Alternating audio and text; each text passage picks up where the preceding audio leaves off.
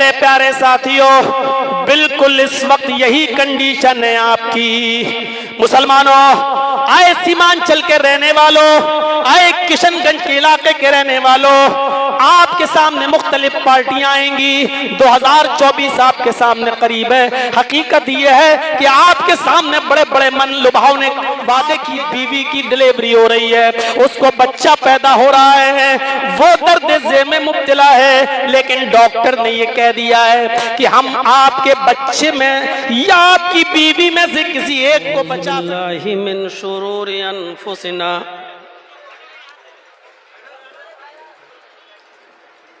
व मिन सय्यिआति अअमालिना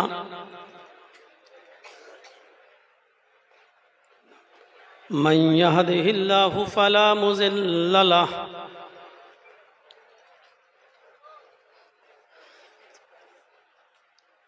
व मन युज़लिल्हु फला हादिय लहु।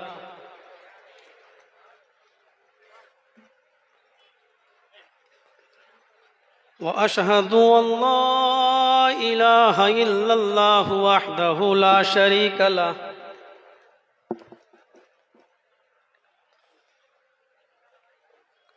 व अशहदु अन्न मुहम्मदन अब्दुहु व रसूलुहु। अम्मा बाद,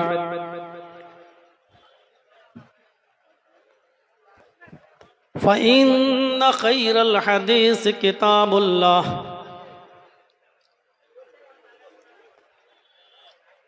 व खैरल हदी हदी मुहम्मदिन सल्लल्लाहु अलैहि वसल्लम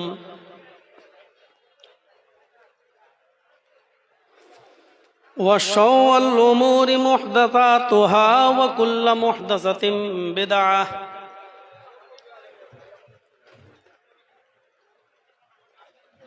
व कुल्लु बिदअतिन ज़लालह व कुल्लु ज़लालतिन फिन्नार।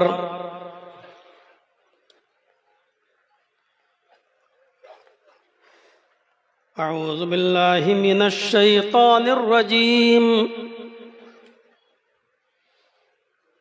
बिस्मिल्लाहिर रहमानिर रहीम।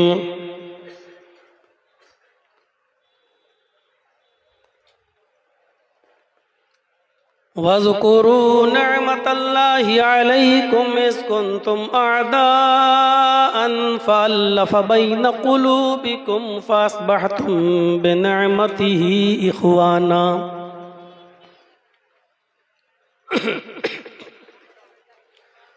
वक़ाल तआला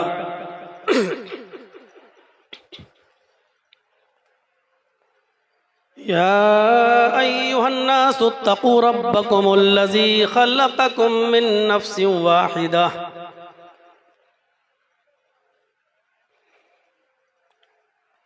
वक़ाल तआला या अय्युहन्नास इन्ना ख़लक़नाकुम मिन ज़करिन व उन्सा वजअलनाकुम शुऊबन व क़बाइल लितआरफ़ू इन्न अक्रमकुम इंदल्लाहि अत्क़ाकुम।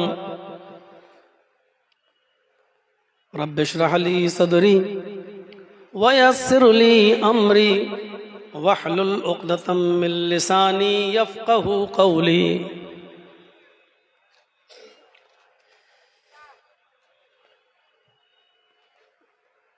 स्टेज पर बैठे हुए मुअज़्ज़ज़ काबिल कद्र अहबाब,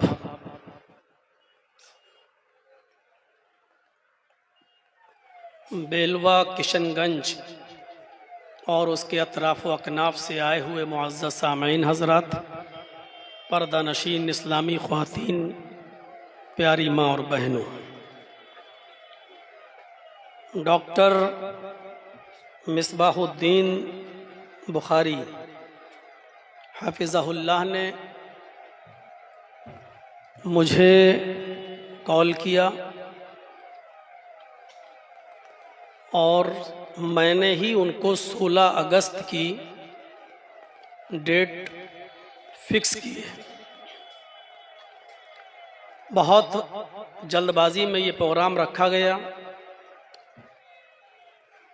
प्रोग्राम की नौइयत इस किस्म की होगी, इस बात का मुझे अंदाज़ा नहीं था। आमतौर पर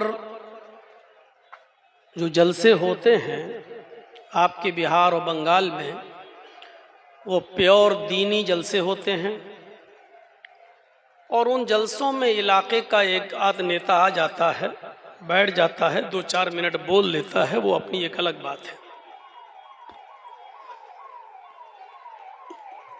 मुझे इस किस्म के प्रोग्राम की और ऐसे प्रोग्राम की और प्रोग्राम की इस नौइयत की खबर नहीं थी। सियासी तकरीरें आपने बहुत ज़्यादा समाअत कर ली हैं, बहुत सुन ली हैं, और मैं समझता हूँ कि मगरिब की नमाज के बाद से लेकर रात के 10:30 पौने 11 बजे तक आपने सियासी गुफ्तगू ही सुनी है। सियासी बातें काफ़ी हो चुकी हैं, उनकी ज़रूरत भी नहीं है। आप किशनगंज के जिस इलाके से ताल्लुक़ रखते हैं काफ़ी समझदार हैं, अपना अच्छा और बुरा आपको अच्छी तरीके से मालूम है। आपके मैटर में हमको ख़ास तौर से उत्तर प्रदेश से जो मेरा ताल्लुक़ है, वहाँ से मैं आकर आपके इस मैटर में मैं इन्वॉल्व हो जाऊँ, ये मेरे लिए मुनासिब नहीं। रही जहाँ तक बात भाईचारे की, तो भाईचारा हमको हमारे मज़हब ने सिखाया है, हमारे दीन ने सिखाया है, हमारे इस्लाम ने सिखाया है, अमन व अमान हमारे दीन ने सिखाया है। हमें अपनी शरीयत से सीखना है, अपने दीन से सीखना है, अपने मज़हब से सीखना है, अपनी किताब कुरान से सीखना है, और उसी भाईचारे की हमें दावत देना है। इससे ज़्यादा भाईचारा दुनिया के किसी भी मज़हब के अंदर हो ही नहीं सकता, और है तो कोई पेश करे कि इस्लाम ने और कुरान ने सारी दुनिया के इंसानों को एक ही बाप और एक ही माँ का बेटा कहा है।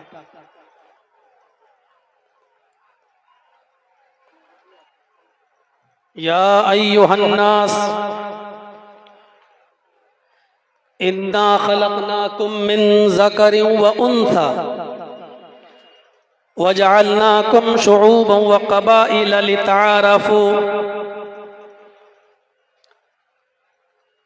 सारी दुनिया के इंसानों, या अय्युहन्नास, अगर हम इसका ठेठ हिंदी में तर्जमा करें तो इसका तर्जुमा होगा, हाय संपूर्ण जगत की मानव जाति,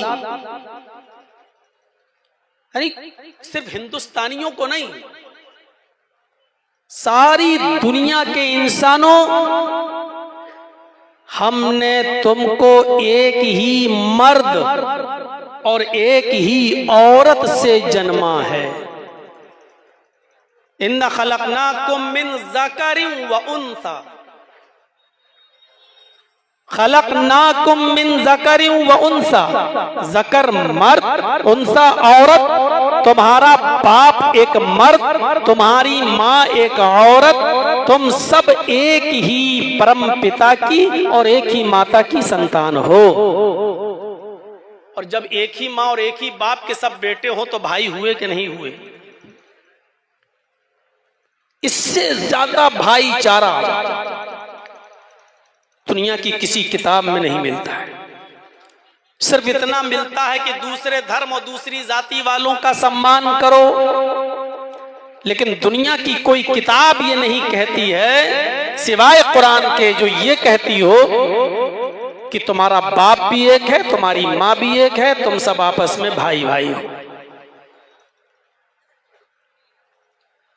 हमें वो भाईचारा सिखा रहे हैं जो खुद चार चार बिरादरियों में बटे हुए हैं। ब्राह्मण, वैश्य, शूद्र, इन तमाम जातियों में जो बटे हुए हों, वो हमें आज भाईचारा सिखाएंगे। भाईचारा तुम हमसे सीखो, भाईचारा इस्लाम से सीखो। तुम्हारा बाप एक, तुम्हारी माँ एक। इन्ना खलकनाकुम मिन ज़करिन व उन्सा वजअलनाकुम शुऊबन व क़बाइल लितअरफू।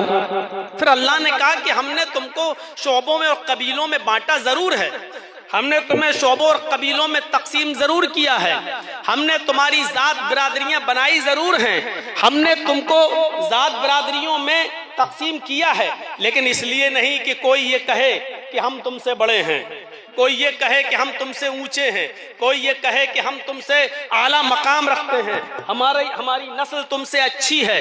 नहीं, यही तो हो रहा है अमेरिका के अंदर काले और गोरों का झगड़ा, यही तो हो रहा है दूसरी कंट्री के अंदर काले और गोरों का झगड़ा।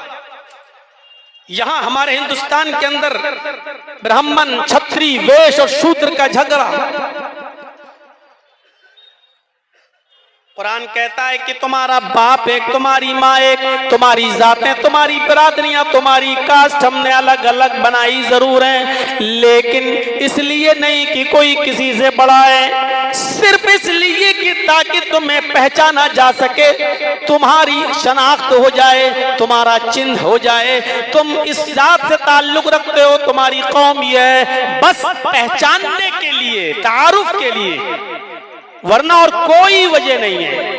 कोई बड़ा नहीं है, कोई छोटा नहीं है, कोई ऊंचा नहीं है, कोई नीचा नहीं है। काले और गोरे के झगड़ों को सबसे ज्यादा अगर किसी ने मिटाया है तो वो इस्लाम ने मिटाया है। और दूर मत जाइए, डॉक्टर अंबेडकर ने यही चीज तो देखी थी, उनके सामने जात बिरादरी थी, उन्होंने स्टडी की और मुताला किया तो उनको इस्लाम की खूबियां नजर आई। जात और बिरादरी के चक्कर से इस्लाम ने निकाला था, इसलिए डॉक्टर अंबेडकर अपने 20,000 अनुयायियों के साथ इस्लाम की दौलत से माला माल होना चाह रहे थे, बल्कि वो इस्लाम लाने के लिए बिल्कुल आमादा थे, तैयार थे। 20,000 अनुयायियों के साथ, अपने चहीतों के साथ, अपने फॉलोअर्स के साथ। लेकिन हुआ क्या, किसी ने बहका दिया और कहा कि तुम कौन सा इस्लाम लाओगे, मुसलमान तो होना चाहते हो लेकिन कौन सा मुसलमान बनोगे, हनफी, शाफई, मालिकी, हम्बली, चकलालवी, कादियानी, मिर्जाई, शिया, सुन्नी, क्या बनोगे। उन्होंने जब ये सब सुना तो बहक गए कि अरे ये तो बड़ा मुश्किल हो जाएगा। हमने तो कुरान पढ़ा, समझ में आ गया, हदीस पढ़ी तो समझ में आ गया, जात और बिरादरी से निकलना था। इस्लाम ने सबको एक बाप की और एक माँ की औलाद का, ये समझ में आ गया। लेकिन तुमने तो अजीब कशमकश में हमको डाल दिया। अब हमको ये समझना होगा, पढ़ना होगा और स्टडी करना होगी कि अब हनफी अच्छे हैं कि शाफई अच्छे हैं कि मालिकी अफजल हैं कि हम्बली हैं कि चकलालवी हैं कि कादियानी है कि मिर्जाई है कि वहाबी है कि शिया है कि सुन्नी है। अब हमको इसकी भी स्टडी करना पड़ेगी और इसका भी मुताला करना पड़ेगा। इतना समय किसके पास है। या अय्युहन्नास इन्ना खलकनाकुम मिन ज़करिन व उन्सा वजअलनाकुम शुऊबन व क़बाइल लितअरफू।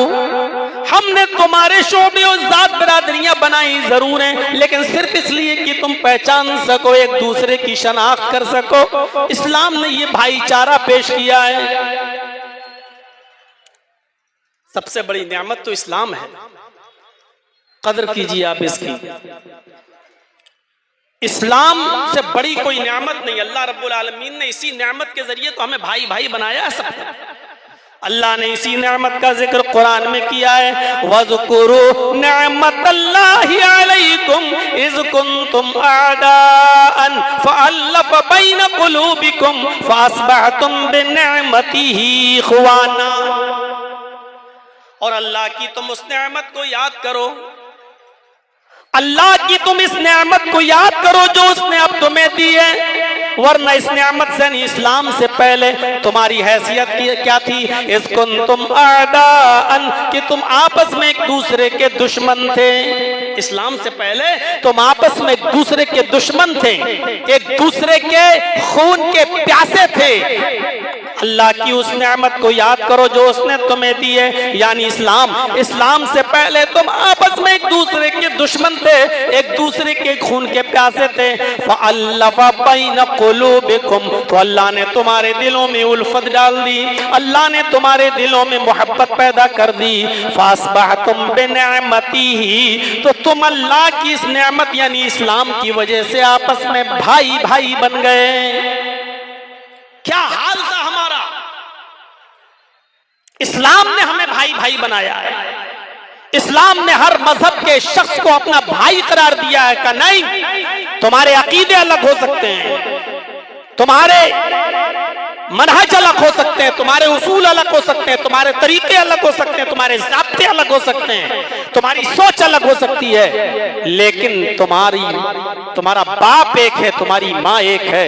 एहतराम बाकी रहेगा इंसानियत का, एहतराम बाकी रहेगा इंसानियत का। इससे बड़ी कोई नेमत नहीं है। और कीमती नेमत जब हो तो उसके लिए सस्ती और छोटी चीजों को कुर्बान कर दिया जाता है। जो अभी तक तकरीरें हुई हैं उसका लब्बे लुबाब यह है जो मैं पेश करने जा रहा हूं। मेरे भाइयों, आपके घर में सब्जी काटने की एक छुरी रखी हुई है, चाकू रखा हुआ है, और आप जानते हैं कि इस चाकू से सब्जी काटी जाती है, आलू काटा जाता है, लौकी काटी जाती है, कद्दू, परवल काटा जाता है, बैगन काटा जाता है। ये चाकू आपका है। आपके घर में जग रखा है, आप जानते हैं कि इसमें पानी भरा जाता है। आपके घर में गिलास रखा है, आप जानते हैं कि इसमें पानी भरकर पिया जाता है। ये चीजें आप ही की हैं, लेकिन आप ही के घर में सोने का, गोल्ड का एक बिस्किट भी रखा हुआ है। आपके घर में 100 ग्राम का, 50 ग्राम का, 250 ग्राम का सोने का एक बिस्किट, गोल्ड का एक बिस्किट भी रखा हुआ है, और ये बिस्किट भी आपकी मिल्कियत है। चाकू भी आपका है, छुरी भी आपकी है, वो जग भी आपका है, वो गिलास भी आपका है, वो टेबल जिस पे आपके बच्चों की बुक्स रखी हुई हैं वो भी आपकी हैं, वो बुक्स भी आपकी हैं। वो सारी चीजें जो घर में दिखाई दे रही हैं वो सब आपकी हैं। आपके घर में रखा हुआ 100 ग्राम का एक बिस्किट गोल्ड सोने का वो भी आपका है। लेकिन मैं दावे के साथ कह सकता हूं कि जितनी हिफाजत आप सोने के उस बिस्किट की करेंगे, जितना संभाल कर आप उस सोने के बिस्किट को रखेंगे, उतना संभाल कर आप चाकू को नहीं रखेंगे, उतना संभाल कर आप छुरी को नहीं रखेंगे, उतना संभाल कर आप गिलास को और जग को नहीं रखेंगे, टेबल को नहीं रखेंगे, घर की और दूसरी चीजों को नहीं रखेंगे। अगर आपसे पूछूं, आप उस सोने को, उस गोल्ड के बिस्किट को आप संभाल कर क्यों रखेंगे? उसकी इतनी हिफाजत क्यों है? उसको आप हिफाजत से क्यों रखेंगे? तो आपका जवाब यही होगा कि मौलाना साहब, सोने की हिफाजत इसलिए की जाएगी और सारी चीजों से ज्यादा उसको संभाल कर हम इसलिए रखेंगे क्योंकि वो कीमती है जग से भी ज्यादा, वो कीमती है गिलास से भी ज्यादा, वो कीमती है हमारे टेबल से भी ज्यादा। इसका मतलब यह है, और दूसरी चीजों की चोरी हो जाए परवाह नहीं, लेकिन गोल्ड की चोरी नहीं होनी चाहिए। और दूसरी चीजें जाती हैं तो जाएं, लेकिन गोल्ड नहीं जाना चाहिए। इसलिए आप उसकी हिफाजत और दूसरी चीजों से ज्यादा करते हैं। मेरे भाइयों, इस्लाम सबसे ज्यादा कीमती नेमत है हमारे और आपके लिए। इतनी बड़ी नेमत है इस्लाम कि अल्लाह रब्बुल आलमीन ने इस्लाम से अच्छा अल्लाह के नजदीक कोई दीन ही नहीं है। उसने कहा इन्ना दीन इंदल्लाहिल इस्लाम, अल्लाह की नजर में, अल्लाह की दृष्टि में, अल्लाह के नजदीक सबसे महबूब और पसंदीदा दीन इस्लाम है। इतनी बड़ी नेमत है इस्लाम कि अल्लाह ने कह दिया वमन यब्तगी गैरल इस्लामी दीनन फलन युक़बल मिन्हु, इस्लाम को छोड़कर अगर कोई दूसरा दीन तलाश करोगे, अगर इस्लाम को छोड़कर कोई दूसरा रास्ता तलाश करोगे तो वो रास्ता हरगिज हरगिज कबूल नहीं किया जाएगा, वो रास्ता हरगिज हरगिज तस्लीम नहीं किया जाएगा। ये इस्लाम सबसे बड़ी नेमत है, इसकी हिफाजत हमें और आपको कितनी करनी चाहिए।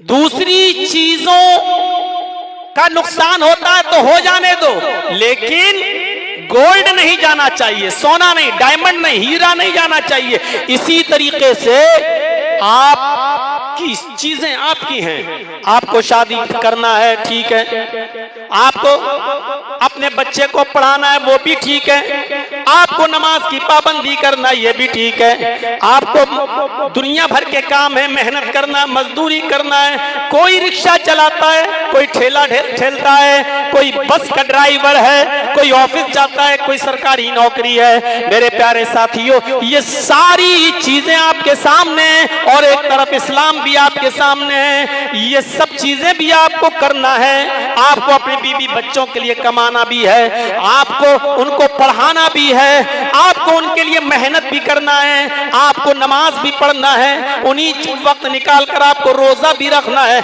आपको इस्लाम की भी हिफाजत करना है। अब ये बताइए इन दोनों चीजों में से सबसे ज्यादा कीमती चीज तो इस्लाम है। इसका मतलब ये हुआ कि और दूसरी चीजें अगर उनमें नुकसान हो रहा तो मुसलमान उन नुकसान को गवारा कर ले, लेकिन इस्लाम को अपने दामन से न छोड़े, इस्लाम को न छोड़े, इस्लाम उसके हाथ से न जाने पाए, क्योंकि कीमती चीज की हिफाजत की जाती है और कीमती चीज को बचा कर रखा जाता है। इसलिए इस्लाम को बचा कर रखिए। इस इस्लाम जिसने हमें भाई भाई बनाया, ये इस्लाम जिसने हमें मानवता का दर्श दिया, ये इस्लाम जिसने हमें भाईचारे का दर्श दिया, मेरे भाइयों इसको हमें और आपको समझना होगा। जितने तकरीरें आपने सुनी, हमने भी सुनी,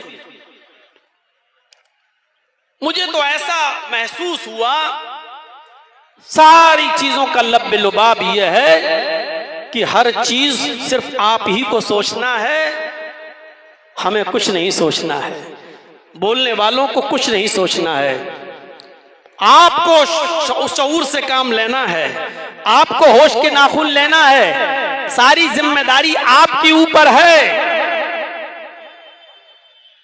जो आया मेरे भाई, हम आपकी बातों से 100% मुत्तफिक हैं। आप जो कह रहे हैं बिल्कुल मुत्तफिक हैं। आप सही कह रहे हैं कि हमारा नुकसान होता है इलेक्शन के मौके पर, आप सही कह रहे हैं कि इंतखाब के मौके पर हमारा वोट बढ़ जाते, आप अपनी बातों में सही हैं, लेकिन आपने हमें उसका कोई हल तो बताया ही नहीं कि हम करें तो क्या करें, हम जाएं तो कहां जाएं। उसका आप तो अपनी सुनाकर चले गए, लेकिन कोई हल तो बताइए, कोई रास्ता तो बताइए, हम जाएं तो कहां जाएं। मुझे ये तो बता दो कि हर डिपार्टमेंट के अंदर मुसलमानों को बराबर का हक हमें कौन देगा।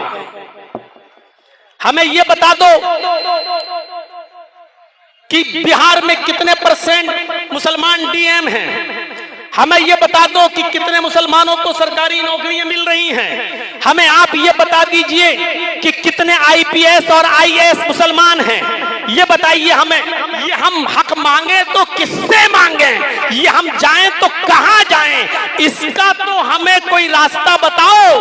हमारी हिस्सेदारी बराबर की, हम तुमसे बहुत कुछ नहीं मांग रहे हैं, हम हिस्सेदारी की बात कर रहे हैं, वो हम कहां जाएं। कांग्रेस वो भी हमें छल चुकी है, ठग चुकी है, बीजेपी हमारी सबसे बड़ी दुश्मन है, सारी पार्टियां। अरे मुझे ये तो बताओ कि हमें कहां शरण मिलनी चाहिए, हमें कहां हिफाजत मिलनी चाहिए।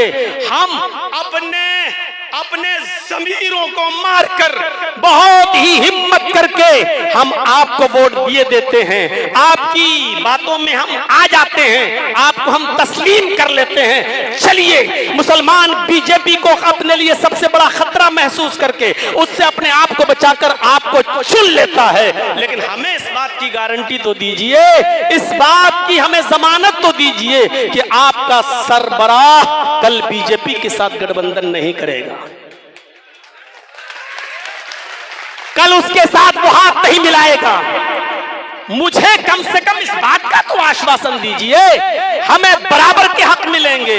मसला तो वही है कि हम जाएं तो कहां जाएं, हम करें तो क्या करें। ठीक है, इसको मत दो, ठीक है इसने नुकसान किया, ठीक है उसने बहुत ज्यादा नुकसान हमें पहुंचाया, ठीक है उसने हमारे वोटों का बंटवारा किया, ठीक है वो फला पार्टी है, वो ए है, वो बी है, सब हम तुम्हारी बातों से मुत्तफिक हैं। लेकिन मुझे ये बताओ कि हमारी वो ए पार्टी कभी बी पार्टी से मिलेगी तो नहीं। मुझे ये बताओ कि हमारा वोट पाने के बाद कल हमारे साथ धोखाधड़ी तो नहीं होगी। मुझे इस बात की तो गारंटी दो कि कल हम बी टीम से कटकर ए टीम को वोट दे दें और ए टीम कल बी टीम से तो नहीं मिल जाएगी। मुझे इस बात का आश्वासन कौन देगा, मुझे इस बात का यकीन कौन दिलाएगा। ये मुसलमान बेचारे जाएं तो कहाँ जाएं, उन पर भी ताली बज रही थी, मेरी बात पे भी ताली बज रही है। ये बेचारे परेशान हैं कि करें तो क्या करें। मेरे भाइयों, इसलिए मैंने कहा कि मैं तुम्हारे मामले में इंटरफियर नहीं कर रहा हूं, तुम जानो तुम्हारा काम जानो। आइए,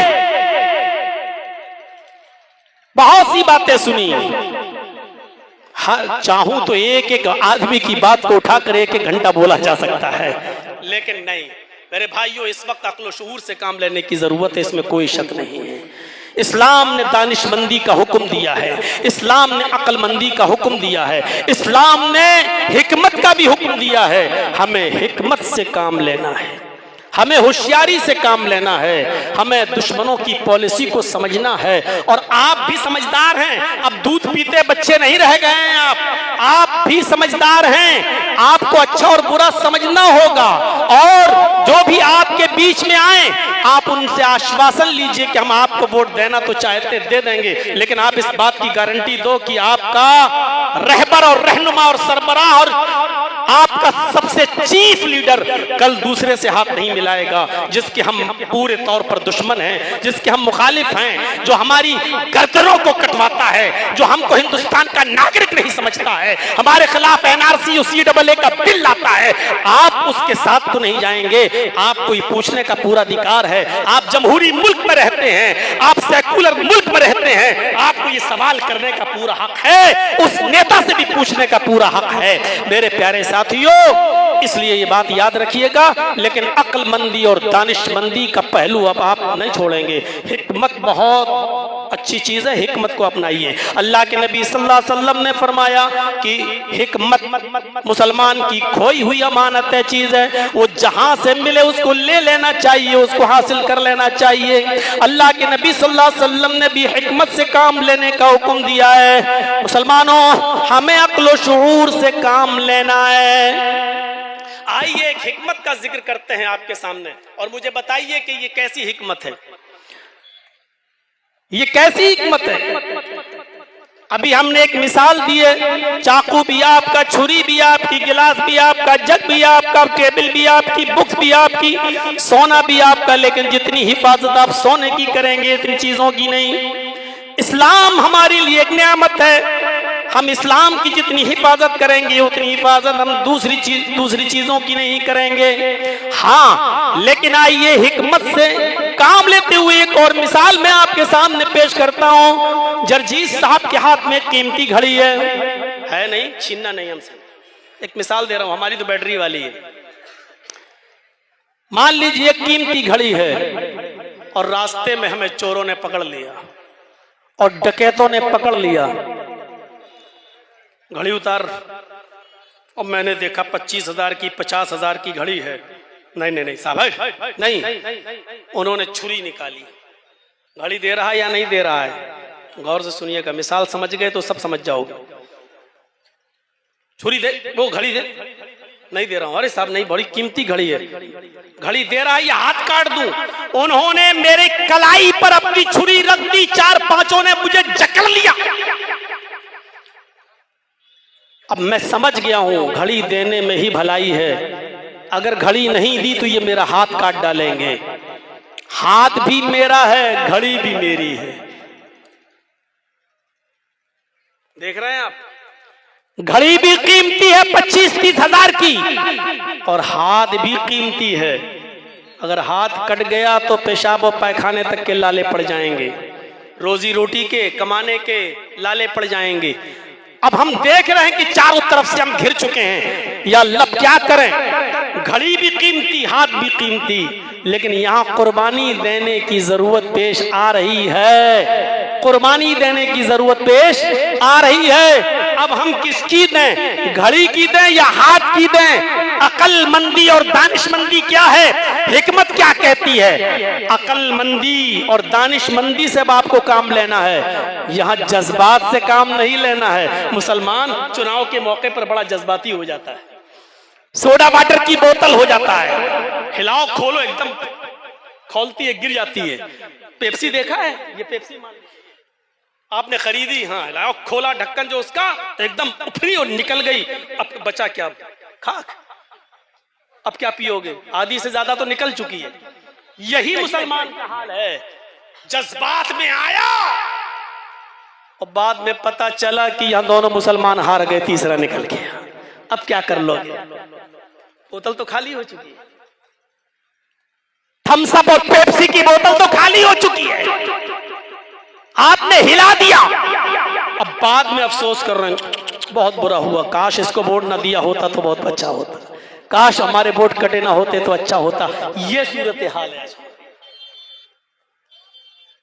बाद में अकल आती है, बाद में, जैसे चोरी हो जाए, डकैती हो जाए, पुलिस बाद में पहुंचती है, हमें अकल बाद में आती है। हमें क्या करना है, यहां घड़ी को अगर बचाने लगे हम तो घड़ी भी जाएगी और हाथ भी जाएगा। अरे जब वो हाथ ही काट लेगा तो घड़ी भी जाएगी और हाथ भी जाएगा। यहाँ जज्बात से काम की जरूरत नहीं है, यहाँ अकल से काम की जरूरत है। और अकल ये कहती है जर्जीस, घड़ी दे दे, हाथ बचा ले। हाथ सलामत रहेंगे, मेहनत करेगा, मजदूरी करेगा तो फिर घड़ी कमा लेगा, फिर घड़ी हासिल कर लेगा, फिर घड़ी खरीद लेगा। जर्जीस साहब ने अपनी अकल से काम लिया और घड़ी दे दी। उन लोगों ने जर्जीस साहब को छोड़ दिया क्योंकि उनको घड़ी चाहिए थी। 2-4 दिन अफसोस जरूर होगा कि घड़ी चली गई, लेकिन इस बात की खुशी होगी कि अल्लाह तेरा शुक्र है कि मेरा हाथ तो सलामत रह गया है। हाथ पैर सलामत, मेहनत करूंगा, मजदूरी करूंगा मैं दूसरी, फिर मेहनत करके घड़ी हासिल कर लूंगा। जंगल में कुछ लोग मिले हैं, वही चोर हैं, वही डाकू हैं। यहां आपसे कह रहे हैं इसी हाथ से तूने थप्पड़ मारा था ना, चलिए हाथ कटवाओ अपना। नहीं साहब, हाथ कैसे काटोगे, हाथ कट जाएगा तो मैं लाचार। उन्होंने छुरी निकाल ली, पिस्टल तुम्हारी कमपट्टी पे रख दी। हाथ इंसानियत से कटवा लो, नहीं तो अभी शूट कर दूंगा, बॉडी यहीं पड़ी होगी, अभी मर जाओगे, यहीं पर तुम्हारी हत्या कर दी जाएगी, मर्डर कर दिया जाएगा। यहां अब 2 चीजें, या तो हाथ कटवाओ या जान से हाथ धो बैठो। यहाँ उन लोगों ने 2 चीजों में से एक चीज मांगी है। हाथ दे रहे हो नहीं, हाथ कटा लो। अगर हाथ नहीं कटाया तो तुम्हारी जान चली जाएगी, अभी शूट कर दूंगा। यहाँ हाथ बचाने के चक्कर में हम अगर जज्बात में आ गए तो वो गुस्से में शूट कर देंगे, और जब शूट कर देंगे तो हमारा पता नहीं चलेगा। अब यहाँ अकलमंदी क्या कहती है, यहाँ दानिशमंदी क्या कहती है, यहाँ हिकमत क्या कहती है? यहाँ हिकमत कहती है कि हाथ कटा कर अपनी जान बचा लो। हाथ कट जाएगा, जान सलामत रहेगी, कम से कम अपनी बीवी बच्चों का मुंह तो देखते रहोगे। कम से कम अपने बीवी बच्चों के पास तो रहोगे, कम से कम तुम्हारी बीवी अपने हाथ से तुम्हें खाना तो खिला देगी, कम से कम तुम अपने बच्चों को प्यार तो दे सकोगे। यहाँ अक्लमंदी ये कहती है हाथ भी प्यारा जान भी प्यारी, लेकिन कुर्बानी देने की जरूरत पेश आ रही है, तो तुम हाथ दे दो और जान बचा लो। हाथ देकर जान बचाने की कुर्बानी, हाथ दे दो जान बचा लो, ये कुर्बानी दे दोगे तो यही हिकमत है, यही दानिशमंदी है। मेरे भाइयों, आपको भी इंतखाब के मौके पर और इलेक्शन के मौके पर यही हिकमत देखना है, यही दानिशमंदी देखना है। जर्जी साहब, हल तो आप भी नहीं बता रहे हो, हल मेरे पास भी नहीं है, इसलिए कि कोई हमारा है ही नहीं। हम भरोसा करें तो किस पे करें, हमारा कोई है ही नहीं। बस आपको ये देखना है नुकसान किस में कम है और ज्यादा नुकसान किस में है। ये याद रखिए, आपका अपना कोई नहीं है, चाहे कितने लोग दावे करें, चाहे वो दीनी स्टेज पर ही दावे क्यों ना हो रहे हों, चाहे वो इस्लामिक स्टेज पर ही दावे क्यों ना हो रहे हों, चाहे वो हमारे दावे करने वाले मुसलमान ही क्यों ना हो, लेकिन ये याद रखिएगा कि आपका अपना कोई नहीं है। ये फैक्ट है, ये सच्चाई है, आपका अपना कोई नहीं है। बस आपको ये देखना है कि इसमें कम नुकसानदेह कौन है, सबसे कम नुकसान किससे है। जो सबसे कम नुकसानदेह हो उसी से हाथ मिलाना पड़ेगा, क्योंकि बड़े नुकसान से अपने आप को हम बचा लें। जैसे जान जाना बड़ा नुकसान है, हाथ जाना छोटा नुकसान है, हाथ कटा दो जान बचा लो। घड़ी जाना छोटा नुकसान है, हाथ का जाना बड़ा नुकसान है, तो घड़ी देकर हाथ बचा लो। ये अक्लमंदी और दानिशमंदी है। मेरे प्यारे साथियों, बिल्कुल इस वक्त यही कंडीशन है आपकी। मुसलमानों, आए सीमांचल के रहने वालों, आए किशनगंज के इलाके के रहने वालों, आपके सामने मुख्तलिफ पार्टियां आएंगी।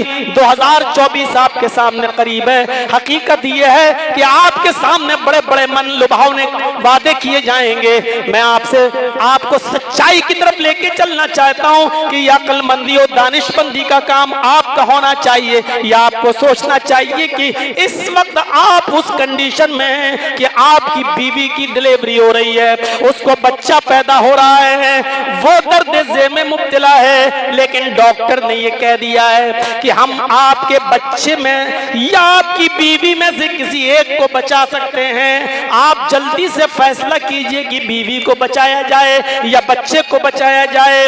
बच्चे का जाना भी नुकसानदेह, बीवी को बचाना भी जरूरी। हम चाहते हैं कि बच्चा भी बच जाए लेकिन और बीवी भी बच जाए, लेकिन डॉक्टर ने कहा टाइम कम है, 10 मिनट के अंदर फैसला करो कि बच्चे को बचाया जाए या फिर माँ को, उसकी माँ को बचाया जाए। यहाँ हम इसी कंडीशन के अंदर हैं। एक तरफ ज्यादा नुकसानदेह लोग हैं, एक तरफ कम नुकसानदेह लोग हैं। मेरे भाइयों, ऐसे मौके पर हमें फैसला करना है कि बच्चा जा रहा है तो जाने दिया जाए, बच्चे की माँ को बचाना जरूरी है। अगर बच्चे की माँ बच गई तो बच्चे और भी बाद में आ जाएंगे, जब माँ रहेगी तो बच्चे और भी पैदा हो जाएंगे, लेकिन अगर माँ ही नहीं रही तो बच्चे फिर कैसे होंगे। लिहाजा माँ और बच्चे में से जब किसी एक को बचाने की नौबत आ रही है तो माँ को बचा लिया जाए, और बच्चा जा रहा है तो जाने दिया जाए। मुसलमानों, सीमांचल के रहने वालों, किशनगंज की सरजमीन से कदम पर कदम रखने वालों, याद रखना तुम्हारा ज्यादा नुकसान किसमें और कम नुकसान किसमें है हमसे बेहतर तुम अच्छी तरीके से जानते हो। हमने उत्तर प्रदेश के अंदर होने वाले चुनाव में भुगता है, हमने देखा है 1,000 और 500 वोटों से हम सीटें हारे हैं। जिसका जिम्मेदार कौन है ये सब हमें मालूम है, सब हम जानते हैं। न ये दिन आज हमें देखना पड़ते, न हमारे वोट कटते, न आज हमारे खूनों से इस तरीके से होलियां खेली जाती कि जिसका चाहा आपने मर्डर कर दिया और जिसका चाह इनकाउंटर कर दिया, जिसका चाह घर बुलडोजर से जला दिया और चढ़ा दिया उसके घर के ऊपर बुलडोजर। मेरे भाइयों, आज ऐसे दिन हमें नहीं देखना पड़ते। अगर ये यूपी के अंदर हम मुसलमानों के साथ, एक तबके के साथ अगर ये सब कुछ हो रहा है तो इस हालत के जिम्मेदार भी हम खुद हैं। मुसलमान इस हालत के जिम्मेदार हैं, हम खुद मुसलमान होकर अपनी इस हालत के जिम्मेदार हैं। मुसलमान अकल से काम नहीं ले पाता उस मौके पर।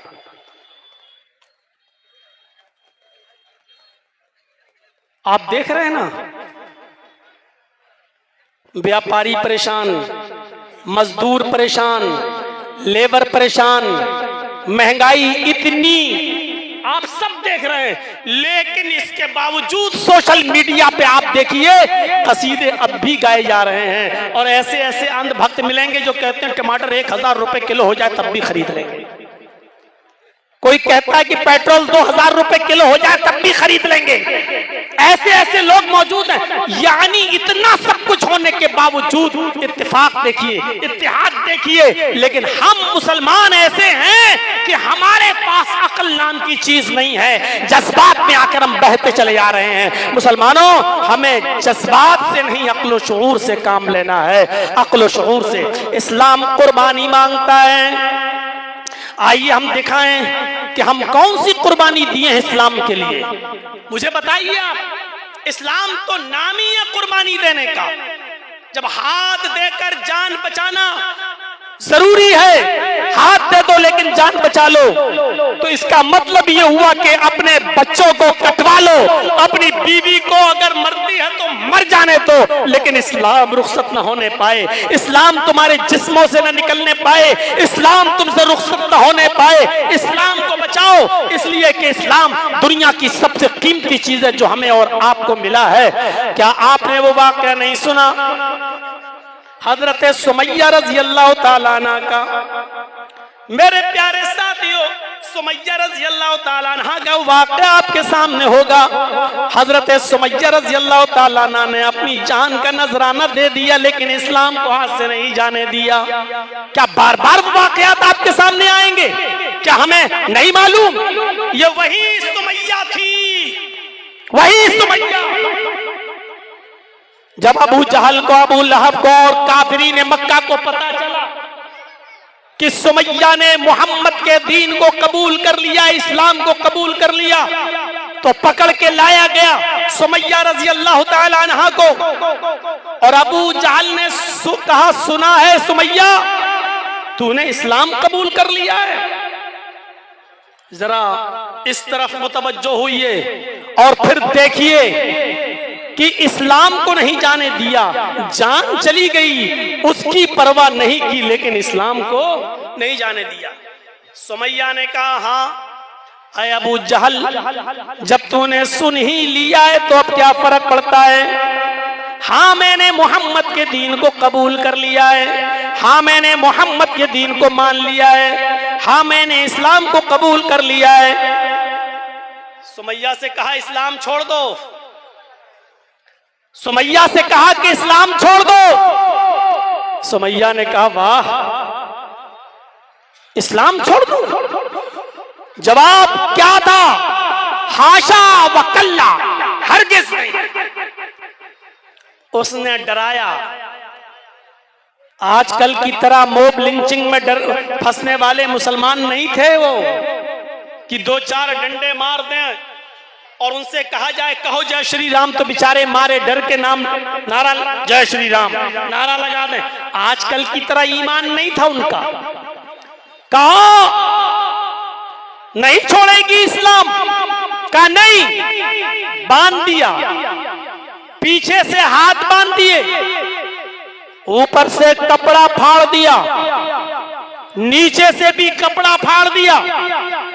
तबक़ात इब्ने साद के अल्फाज हैं। और सुनो मुसलमानों,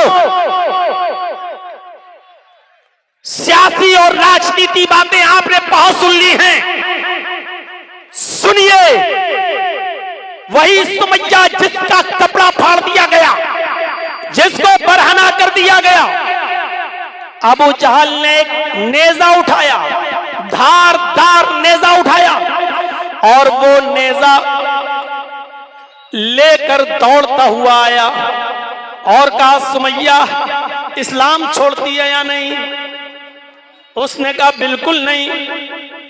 उसने वो नेजा बहुत तेज स्पीड में दौड़ते हुए, लाते हुए, दौड़ते हुए, भागते हुए उस नेजे को लेकर आता है और उसने पूरा का पूरा नेजा हजरत सुमैया की इंदाम निहानी में, वो पूरा का पूरा नेजा हजरत सुमैया की शर्मगाह में दाखिल कर देता है। सुमैया रजी अल्लाह ताला अन्हा की अंदाम निहानी में वो नेजा दाखिल हो गया। इधर से निकाला, उस दाखिल किया और उस पार निकाल दिया। सुनना बहुत आसान है, बहुत आसान है सुनना। सुमैया की शर्मगाह में नेजा दाखिल हुआ और उस तरफ से निकाल दिया गया। पीछे से हाथ बंधे हैं। सुमैया की नजरें आसमान पे गई यूं। उसने जानते हो क्या कहा? तबकात के अल्फाज हैं। उसकी जबान से जुमला निकला तो ये निकला, सब्बित कदमैया अला दीनिक या अरहमर राहिमीन।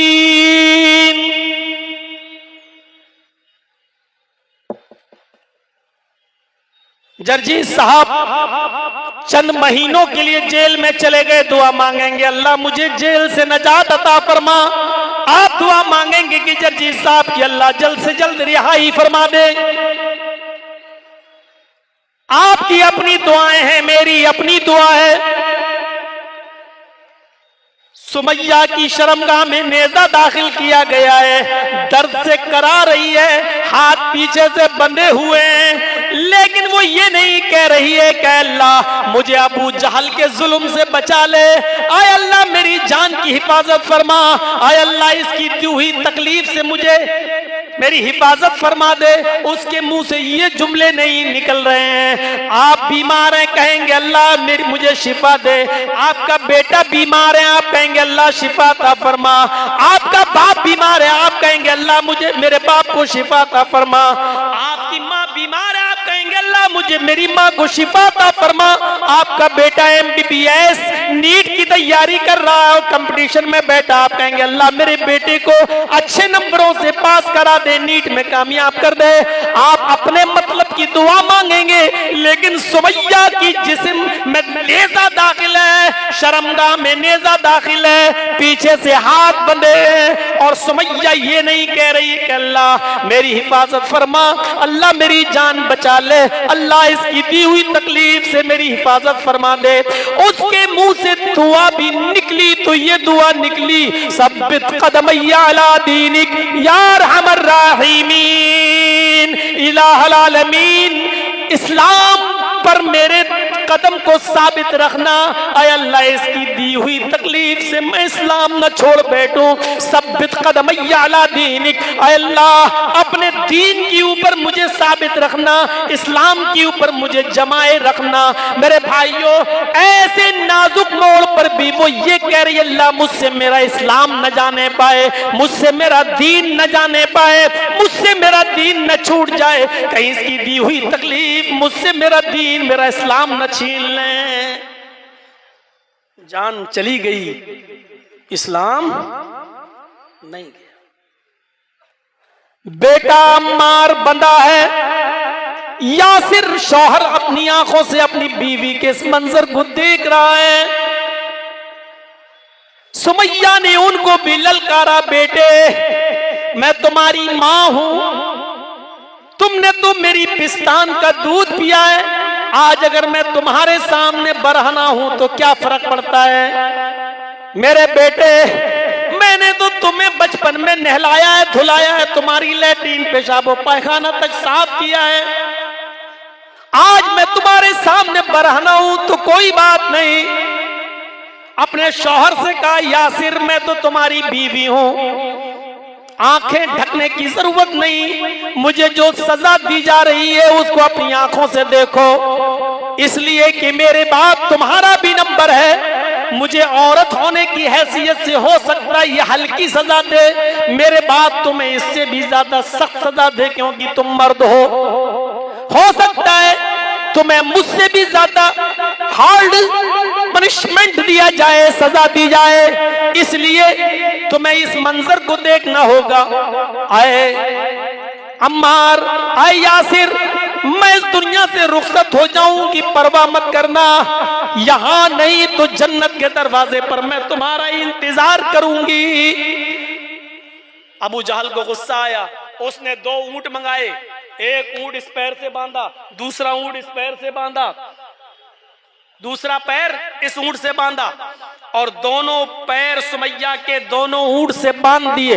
तबकात इब्ने साद के अल्फाज हैं, उसने कोड़ा जमीन पर पड़ा हुआ था कि सुमैया जमीन पर पड़ा हुआ ये कोड़ा उठाऊंगा, इन ऊंटों को मारूंगा, एक ऊंट पूरब की तरफ भागेगा, एक ऊंट पश्चिम की तरफ भागेगा, सुमैया तेरे जिस्म के 2 टुकड़े हो जाएंगे। अब बता, मोहम्मद के दीन को, इस्लाम को छोड़ती है या नहीं छोड़ती है?